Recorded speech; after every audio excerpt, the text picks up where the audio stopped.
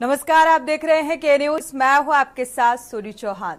देश का बजट और बजट को लेकर प्रतिक्रियाएं भी सामने आ रही हैं। मोदी सरकार के तीसरे कार्यकाल का पहला बजट पेश हो चुका है। वित्त मंत्री सीतारमण ने 2024-25 के लिए बजट पेश किया और बजट में नीतीश कुमार का बिहार और चंद्रबाबू नायडू का आंध्र छाया रहा।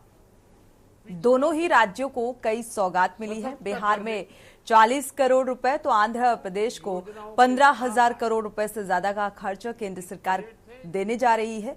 आपको बता दें कि इस बार के बजट में नौकरियों और स्किल डेवलपमेंट पर भी फोकस किया गया।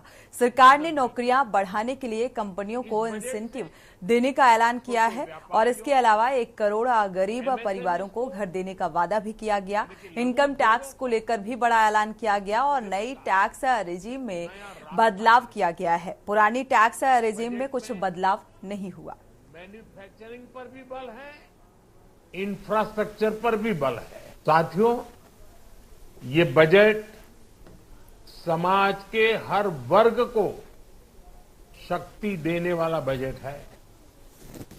ये देश के गांव, गरीब किसान को समृद्धि की राह पर ले जाने वाला बजट है। पिछले 10 वर्षों में 25 करोड़ लोग गरीबी से बाहर निकले हैं। ये जो न्यू मिडिल क्लास बना है, यह बजट उनके सशक्तिकरण की निरंतरता का बजट है। इन नौजवानों को अनगिनत नए अवसर देने वाला बजट है। इस बजट से शिक्षा और स्किल को नई स्केल मिलेगी। ये मिडिल क्लास को नई ताकत देने वाला बजट है। ये जनजातीय समाज, दलित, पिछड़ों को सशक्त करने की मजबूत योजनाओं के साथ आया है। इस बजट से महिलाओं की आर्थिक भागीदारी सुनिश्चित करने में मदद मिलेगी। इस बजट से छोटे व्यापारियों, एमएसएमईज को यानी कि लघु उद्योगों का उसकी प्रगति का नया रास्ता मिलेगा।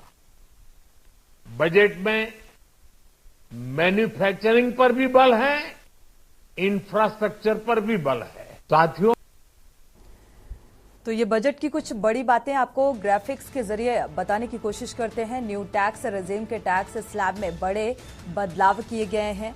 0.3 लाख की आय पर कोई अब टैक्स नहीं देना होगा और 3 से 7 लाख की आय पर 5% जो टैक्स है वो देना होगा, यानी कि टैक्स लगेगा 5%। 7 से 10 लाख की आय पर 10% टैक्स लगेगा और 10 से 12 लाख की आय पर 15%, 12 से 15 लाख की आय पर 20% और 15 लाख से ऊपर की आय पर 30% टैक्स लगेगा।